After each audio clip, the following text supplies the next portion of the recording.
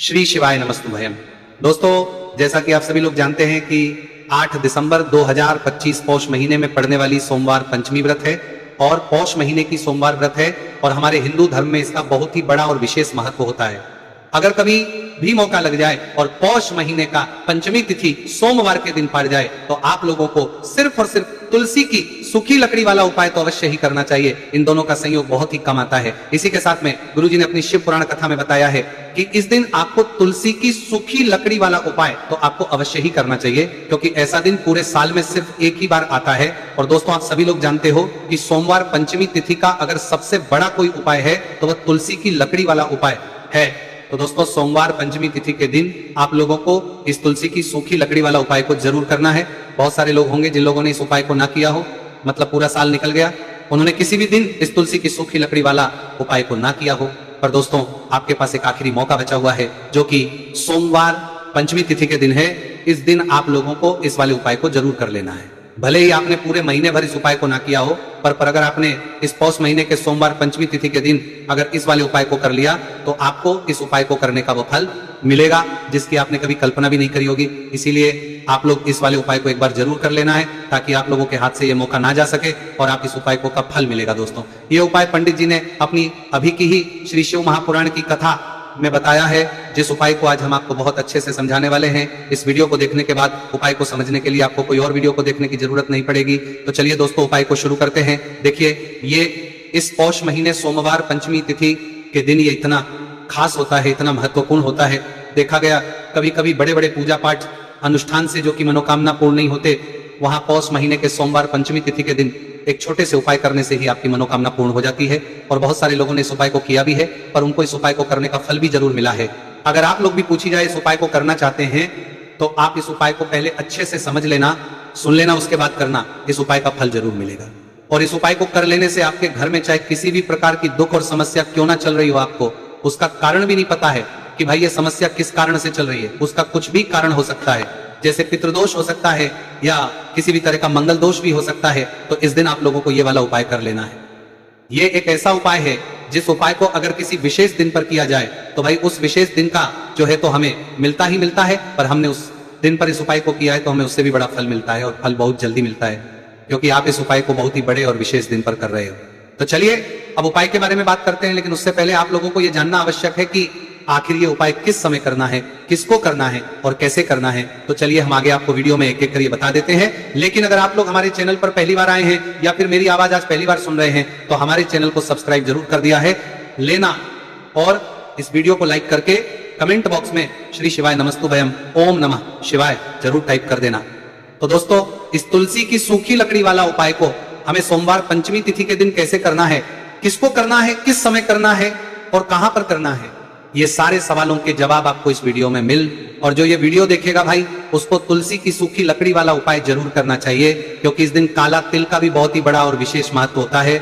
और जब बात आ जाए तुलसी की सूखी लकड़ी वाला उपाय की, तो ये सोने पर सुहागा वाली बात हो जाती है और ये बहुत ही बड़ा उपाय होता है। अब दोस्तों, इस तुलसी की सूखी लकड़ी उपाय को आखिर करना किसको है, सबसे पहले हम लोग वो बात जान लेते हैं। तो देखो, घर की जो बड़ी माताएं बहन होती हैं, उन माताओं बहनों में से कोई भी एक बड़ी माता बहन इस वाले उपाय को कर सकती है। और दोस्तों, अगर आप चाहें तो अपने घर में से सभी सदस्यों को भी इस उपाय को करवा सकते हैं। अगर किसी व्यक्ति की खुद की कोई मनोकामना है, खुद की कोई दुख और परेशानी है जो कि वो अपने लिए ही करना चाहता है इस वाले उपाय को, तो वो खुद अपने लिए भी कर सकता है। बाकी अगर कोई घर में से ऐसा है जो कि अपने पूरे घर परिवार के सुख और शांति के लिए ये वाला उपाय करना चाहता है, तो भाई वो भी कर सकता है। हो सकता है उसमें भी कोई दिक्कत नहीं है। कहने का मतलब यह है कि इस उपाय को हर एक सदस्य भी कर सकता है, और पूरे घर परिवार के सदस्य के लिए घर की बड़ी माताओं बहनों में से कोई एक माता बहन भी कर सकती है। माताएं बहनें अगर घर में उपस्थित ना हो या वो ये वाला उपाय ना कर पा रही हो, तो फिर घर का कोई बड़ा सदस्य भी इस तुलसी की सूखी लकड़ी वाला उपाय को कर सकता है, चाहे फिर वह पुरुष ही क्यों ना हो, उसमें कोई दिक्कत वाली बात नहीं है। उसके बाद में दोस्तों, जो अगला प्रश्न निकल कर आता है वो ये आता है इस उपाय को लेकर कि आखिर इस उपाय को हमें किस समय करना है, सुबह के समय करना है कि शाम के समय करना है। तो देखो, इस वाले उपाय को आप लोग सुबह के समय भी कर सकते हो और शाम के समय प्रदोष काल में भी कर सकते हो। अब अगर आप पूछो कि भाई साहब सबसे उत्तम समय कौन सा रहेगा इस तुलसी की सूखी लकड़ी वाला उपाय को करने का, तो हम बस यही कहेंगे कि इस उपाय को आप सुबह के समय करेंगे तो ज्यादा बेहतर होगा। बाकी अगर प्रदोष काल शाम के समय भी करेंगे तो भी अच्छा होगा, उसमें कोई भी दिक्कत वाली बात नहीं है। तो अब दोस्तों, जो अगली सबसे बड़ी और महत्वपूर्ण बात आती है वो ये आती है कि सुबह अगर हम उपाय को करेंगे तो हमें कितने बजे से लेकर कितने बजे तक के बीच में करना है, और शाम के समय प्रदोष काल में करेंगे तो हमें कितने बजे से लेकर कितने बजे के बीच में करना है। तो देखो, सुबह जितनी जल्दी हो सके आप उपाय को करने की कोशिश करना। बाकी अगर किसी कारणवश लेट भी हो जाओ, थोड़ी देर भी हो जाए, तो 10 या 11 बजे तक भी आप उपाय कर लेना, पर 12:00 बजे से ज्यादा देरी ना हो। ठीक है, इस बात का ध्यान रखना। उसके बाद में दोस्तों, अगर शाम के समय प्रदोष काल की बात करें, प्रदोष काल का जो समय है होता है वह शाम के 6 बजे से शुरू हो जाता है। मतलब शाम 6 से लेकर 7 के बीच का जो समय होता है, यह समय प्रदोष काल का समय होता है। तो आप इस उपाय को 7 या 8 बजे के बीच में भी कर सकते हो। मतलब शाम के 6 बजे से रात 8 बजे के बीच में आप कभी भी इस वाले उपाय को कर सकते हो, उसमें कोई भी दिक्कत वाली बात नहीं है। देखिए, यदि हम किसी भी प्रकार के उपाय को निश्चित दिन और निश्चित तिथि पर करते हैं तो इसका हमें बहुत अधिक लाभ मिलता है, और इन उपायों को करने के बाद हमारे जीवन में बहुत अधिक परिवर्तन है। साथ ही साथ ये जो उपाय आपके जीवन की सारी परेशानियों को और सारी बाधाओं को दूर करने वाले हैं। देखिए दोस्तों, आज के इस पूरे ही वीडियो में हम आपको 3 चमत्कारिक उपाय बताने वाले हैं, और ये तीनों ही उपाय बहुत ही खास और बहुत ही ज्यादा विशेष होने वाले हैं। तो चलिए दोस्तों, जाने वाले हैं, लेते गुरुजी द्वारा बताए गए सबसे पहले उपाय के बारे में। पौष माह धन प्राप्ति उपाय, तुलसी की सूखी लकड़ी घर में रख देना, बहुत जल्दी करोड़पति बनोगे, पैसा पत्थर से बंदोरपति बनोगे, बरसेगा राधे दे। दोस्तों, आपको किसी भी दिन तुलसी की सूखी लकड़ी का उपाय घर पर करना है, और ऐसा समझ लीजिए कि तुलसी की सूखी लकड़ी का ये उपाय आपको बहुत जल्दी करोड़पति बनाएगा, क्योंकि जो मेरी का महीना है ये श्री हरि विष्णु को सबसे प्रिय महीना है। तो देखिए, स्कंद पुराण में आता है कि भगवान विष्णु को सबसे प्रिय अगर कोई महीना है तो वो पौष का ही महीना है, और पौष के महीने में तुलसी के उपाय रातों रात आपके भाग्य को चमकाते हैं। ऐसे में आज की वीडियो में हम आपको तुलसी के ऐसे उपाय बताने जा रहे हैं जो रातों रात आपका भाग्य चमकाएंगे और बहुत जल्दी आपको महाधनी बनाएंगे। तो देखिए, श्री हरि विष्णु प्रसन्न होते हैं जब भी आप माँ तुलसी से जुड़ा हुआ कोई भी उपाय करते हैं। माँ लक्ष्मी प्रसन्न होती है जब आप श्री हरि विष्णु को प्रसन्न करते हैं।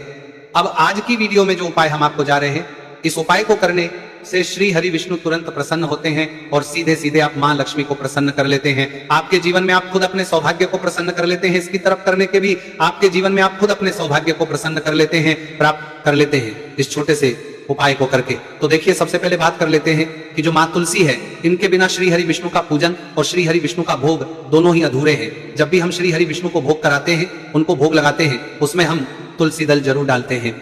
एक पत्ता डालेंगे लेकिन तुलसी दल जरूर डालते हैं, क्योंकि बिना तुलसी दल के श्री हरि विष्णु कोई भी भोग स्वीकार नहीं करते हैं। और पौष के महीने में तुलसी का पूजन करने से व्यक्ति को सौभाग्य की प्राप्ति होती है, उसके घर में कभी निर्धनता नहीं आती है। आप देखिए, सबसे पहले तो आपको पौष के महीने में एक हरा भरा तुलसी का पौधा अपने घर में लगाना चाहिए। अगर पहले से आपके घर में तुलसी का हरा भरा पौधा है तो बहुत उत्तम है।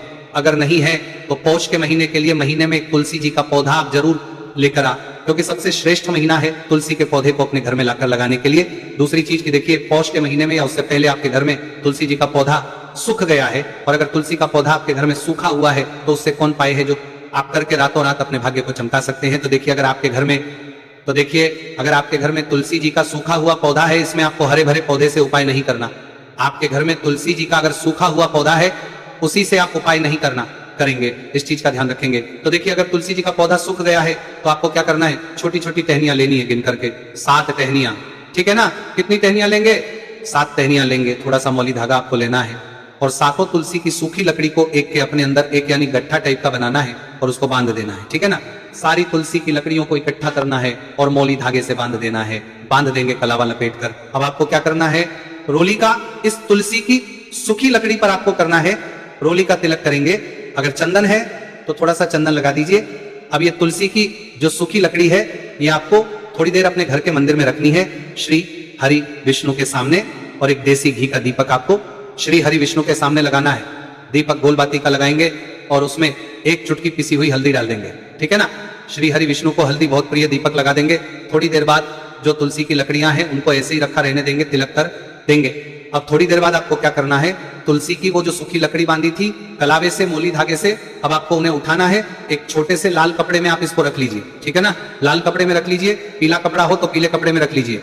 रखने के बाद आपको क्या करना है, इसकी पोटली टाइप की बना देनी है। धागे से लपेट कर मोली धागे से पोटली बना लीजिए, आराम से बंध जाती है। अब इस पोटली को आपको कहाँ रखना है, इसे आपको अपने घर के मुख्य द्वार पर टांगना है। ठीक है ना? अंदर की तरफ मुख्य द्वार पर अंदर की तरफ टांग दीजिए, और माँ लक्ष्मी का ध्यान करिए, श्री हरि विष्णु का ध्यान करिए, उनसे प्रार्थना करिए कि हे धन की देवी महालक्ष्मी, आप मेरे घर में पधारिए और अपनी कृपा मुझ पर बरसाइए।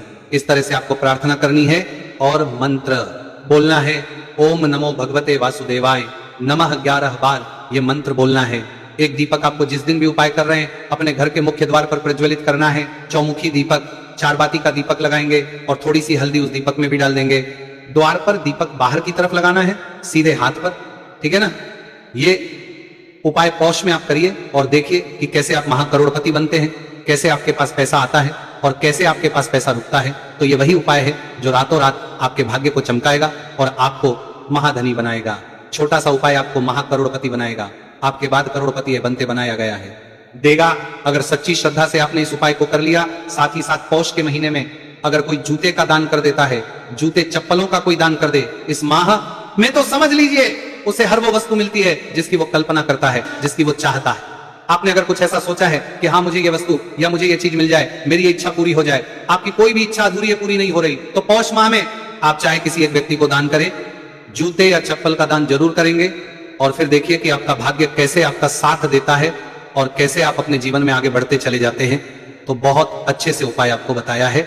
अब हम बात करते हैं दूसरे विशेष उपाय कि देखिए ये उपाय भी तुलसी जी के पौधे के वहां पर करना है। आपके भाग्य का उदय करने के लिए आपके घर में धन सम परेशानियां हैं, कर्ज की समस्या अगर दिन पर दिन बढ़ती जा रही है, खत्म नहीं हो रही है, बहुत ज्यादा परेशानियां हैं, तो आपको ये उपाय करना चाहिए। देखो करना क्या है, बहुत ध्यान से समझना। आपको मात्र तांबे के पात्र के अंदर जल लेना है, उस जल के अंदर 1 चुटकी आपको हल्दी मिला देनी है, ठीक है, और साथ में लेना है कमल गट्टा। या केवल उपाय पौष सोमवार पंचमी तिथि के दिन करना है। अगर आपको ऐसा लगता है कि आपके जीवन में अष्टलक्ष्मी का वास नहीं है, भाग्य का साथ आपको नहीं मिल पा रहा है, तो आप ये उपाय शनिवार के दिन कर सकते हैं, सोमवार पंचमी तिथि के दिन भी कर सकते हैं, ठीक है। शनिवार सोमवार दोनों दिन आप ये उपाय कर सकते हैं। देखो करना क्या है, इस जल के पात्र के अंदर हल्दी डाली और एक कमलगट्टा डाला। अब आपको तुलसी जी के वहां पर जाना है। देखिए जब आप हल्दी डालोगे जल के पात्र के अंदर, तब आपको ओम नमो भगवते वासुदेवाय का 11 बार जाप करना है, फिर हल्दी डालना है। जब आप कमलगट्टा डालोगे तब आपको ओम श्री नमः या ओम महालक्ष्मी नमः इस मंत्र का जाप करते हुए कमलगट्टा डालना है, 11 बार जाप करना है, ठीक है। कमलगट्टा और हल्दी दोनों होना चाहिए। कमलगट्टा महालक्ष्मी का प्रतीक माना जाता है और हल्दी जो है वो भगवान विष्णु के निमित्त आप हल्दी डालेंगे, ठीक है। इस जल को आपको तुलसी जी की जड़ में अर्पित करना है, अर्पित करना है ओम नमो भगवते वासुदेवा का जाप करते हुए। बस इतना सा उपाय करना। धन संबंधी को कोई भी परेशानियां हैं वो सब दूर हो, ऐसी आपको प्रार्थना करनी है। कर्ज से जुड़ी कोई परेशानी हो तो ऐसी प्रार्थना करनी है कि ये दूर हो जाए, ऐसी कामना करते हुए ये दूसरा प्यारा सा उपाय आपको करना है। तो देखो ये हो गया उपाय जो कि आप सुबह से लेकर के शाम तक कर सकते हैं। पंचमी तिथि सोमवार या शनिवार के दिन सिर्फ एक बार ही करना है। अब जो कमलगट्टे को आपको वहीं पर तुलसी जी के वहां पर रखे रहने देना है, आपको उठाना नहीं है। वो कमलगट्टा चाहे तो आप तुलसी जी के वहीं पे गांठ दें, ठीक है, तो भी चलेगा। तो इस प्रकार से आपको ये सुंदर सा उपाय करना है। अब हम बात करते हैं तीसरे उपाय की। ध्यान ना रखना, ये जो दूसरा उपाय है ये आपको आपके घर में ही करना है, बाहर कहीं पर भी करके आना, ठीक है। घर में अगर तुलसी जी हो तो ही आप ये उपाय कर सकते हैं। अब आपको क्या करना है, भगवान शिव के मंदिर में जाएंगे, जो एक बेलपत्र है वो माता अशोक सुंदर वाले स्थान पर आपको अर्पित करना है। डंडे का हिस्सा जलाधारी की तरफ हो चाहिए, उस प्रकार से आपको यह बेलपत्र अर्पित करना है। जब बेलपत्र अर्पित करोगे तब आपको कुंदकेश्वर महादेव का नाम लेना है, माता अशोक सुंदरी वाले स्थान पर, ठीक है। आप जो चावल के दाने हैं, जो अक्षत लेकर आए हैं, वो भगवान शिव के शिवलिंग पर आपको अर्पित करना है। जब आप अर्पित करोगे तब आपको बृहस्पति शबर महादेव का नाम लेना है। बृहस्पति शबर महादेव ही एक ऐसे महादेव है जो आपके गुरु ग्रह को मजबूत करता है, तो आपको इस प्रकार से अर्पित करना है। और अंत में एक लोटा जल धीरे धीरे पतले दरा से बृहस्पति शबर महादेव का स्मरण करते हुए या श्री शिवाय नमस्तुभयम का जाप करते हुए आप अर्पित करें। ये केवल और केवल सोमवार पंचमी तिथि के दिन किया जाता है और ये उपाय बहुत ही ज्यादा प्रभावशाली है। ध्यान रखना, हल्दी का उपयोग मत करना, चावल में पीला करना है, चावल को तो पीला चंदन ही होना चाहिए, ठीक है। अब ये जो उपाय जो भी करता है, निश्चित तौर पर उसके जीवन के सारे अंधकार दूर होते ही होते हैं, उसको सफलता भी मिलती है, बृहस्पति मजबूत होते हैं, किस्मत का साथ उसको मिलने लगता है। ये उपाय प्रदोष काल के समय करते हैं तो और लाभकारी सिद्ध होता है। तो दोस्तों ये थे पूज्य गुरु जी द्वारा बताए गए कुछ बहुत ही खास उपाय। अगर आपको जानकारी अच्छी लगी हो तो वीडियो लाइक करिएगा। मिलते हैं फिर एक नए वीडियो के साथ। श्री शिवाय नमस्तु भाई।